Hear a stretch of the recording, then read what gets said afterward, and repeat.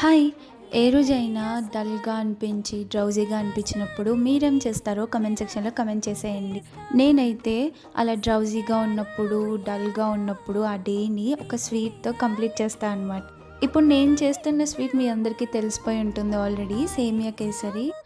సేమియా కేసరి ఎంతసేపయినా గట్టి పడకుండా అలాగే ఉండేలాగా ఎలా చేయాలో చూసేద్దాం వచ్చేసేయండి. స్టవ్ ఆన్ చేసి బాండీ పెట్టుకొని 4 టేబుల్ స్పూన్స్ నెయ్యి వేసుకొని అందులో ఫస్ట్ జీడిపప్పు, కిస్మిస్ వేయించుకొని పక్కన పెట్టేసుకోండి. ఇప్పుడు అదే నెయ్యిలో గ్లాస్ సేమియా తీసుకొని ఫ్రై చేసుకోండి. అది ఎర్రగా కొంచెం ఫ్రై అయిన తర్వాత ప్యారలల్‌గా వాటర్ పెట్టుకోండి స్టవ్ మీద. గ్లాస్‌కి గ్లాసు ముప్పావు వాటర్ అవి హీట్ అవ్వగానే ఆ వాటర్ కూడా సేమియాలో వేసేసి కొంచెం వాటరిష్‌గా ఉన్నప్పుడు ముప్పావు గ్లాస్ పంచదార కూడా వేసుకొని పంచదార పాకం దగ్గర పడేదాకా ఉంచండి.